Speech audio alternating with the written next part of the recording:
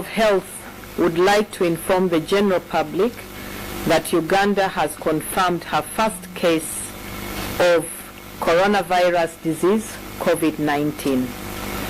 The confirmed case is a 36-year-old Ugandan male who arrived from Dubai today morning, Saturday 21st March, at 2 a.m. aboard Ethiopian Airlines. During the screening process at the airport, his temperature was 38.7 degrees centigrade. This prompted the health teams at the airport to isolate him for further follow-up. Subsequent temperatures taken at intervals of 30 minutes and 1 hour remained the same. He was evacuated to Entebbe Grade B for further follow-up, where a nasal swab was taken for analysis. The confirmed case presented with high fever and poor appetite. He is not coughing, neither does he have flu. However, the persistent fever prompted the health workers to isolate him. His nasal swab was sent to Uganda Virus Research Institute for analysis. Results from Uganda Virus Research Institute showed that the sample is positive for COVID-19. The confirmed case had traveled to Dubai on the 17th of March 2020, that's 4 days ago, for business purposes. At the time of his travel, he was in good health. He is a resident of Chibuli, Kakungulu Zone in Kampala. Currently, he is still under isolation at Entebbe Grade B. He remains in a stable condition, but still running a fever.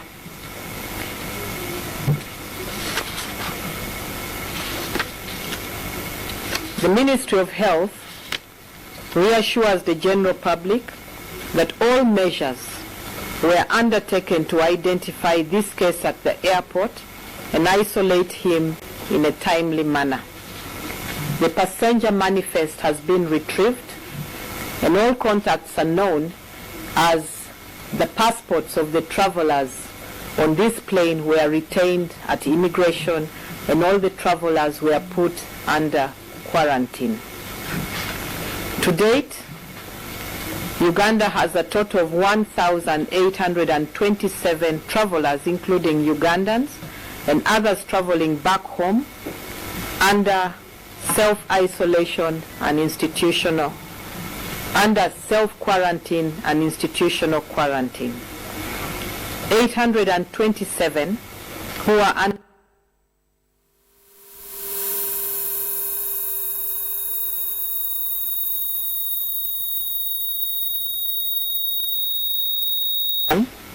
under institutional quarantine. The public is hereby requested to remain calm and vigilant and to report any suspected cases or call our toll-free lines on 0800 203 033 or 0800 100 066, or the following officers: Mr. Tek Kajirita on 0782 909 153, Dr. Alan Muruta 0772 460 297. I thank you. We'll work out a package to actualize that. All these measures are in addition to what I previously said on Wednesday, last Wednesday, and will be in force for 32 days from Wednesday of a few days ago. The SOPs, the standard operational procedures regarding the cargo transporters, will be put out by the Minister of Health. You remember I told you about the driver, the turn boy, and one other person who will be allowed to enter Uganda or leave Uganda with their lorry or their trailer or their pickup, because they are carrying cargo, and cargo does not give us too much a burden of checking disease conveyance. That's why we have no problem with cargo, because the problem with the human beings is that each of the human beings may be carrying the disease. So to make our work easier, we are saying the human beings, please hold on. Let's first have an East African master plan, which can maybe, because you see, for instance, if people could know that this is Museveni is from Rwakitura, and the district medical officer of Kiruhura has confirmed with a certain form that there is no corona reported in Rwakitura. Then I could cross the border and go to Mureba in Tanzania and see my friends there without anybody worrying about me. But the problem now is there's no coordination. You don't know where the person is coming from, because there's no coordination at the East African level. So that's why we should, for now, say, please, all of you stay, except the cargo. At least the cargo operator, these are few, 3 per vehicle or 2. We can monitor those. It's a question of the scale of how much you can monitor. It's not that we are against anybody who wants it. No, it's just the manageability of the numbers without a system of tracing people where they are coming from.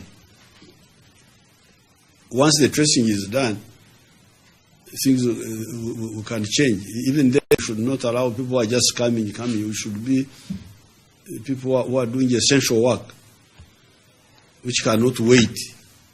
But if it is something that can wait, let it wait until the danger is over. Now, the young people should be very careful. Even in my speech of Wednesday, this virus keeps bringing more information because it's a new virus. You remember in my speech of Wednesday, even myself, I mentioned that the young people, sometimes they can get the attack and they don't even know that they got the attack, and they get cured. But now information is beginning to come that in some of the countries, as much as 20% of the people who are dying are actually young people.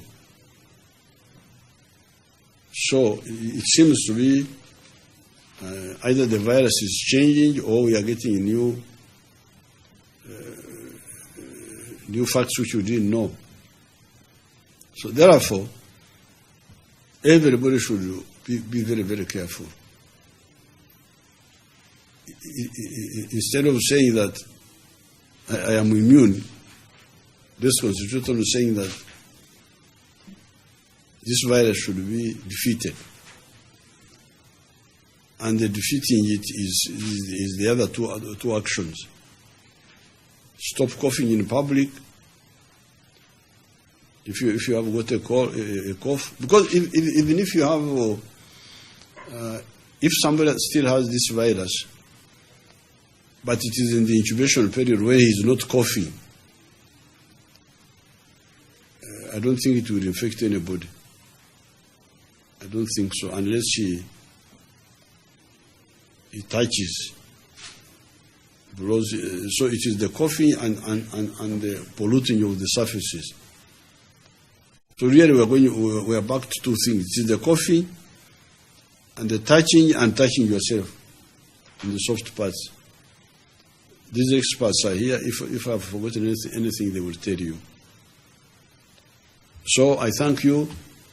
I will ask my team here. I have the Minister, Museveni Aceng, I have the powerful mobilizer minister, Nabanja.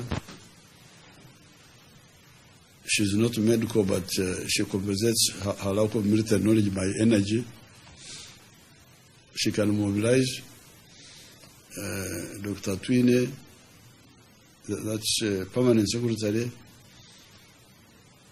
That's the one who buys Porsche for hospitals and bed sheets and all those things, administration. And then there's John Lombardi representing the army, Savit representing the police, the Awashaija representing the prison, because we may get a big problem in the prison. Unfortunately, I cannot send home the prisoners. I would have. That's one institution I cannot send home. So I think Awashaija is stuck with his group, for better or for worse. Dr. Kia there is some expert.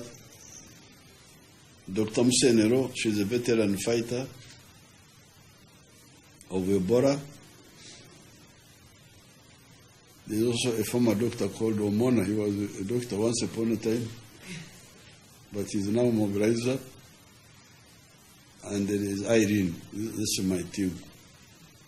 So would you like to comment?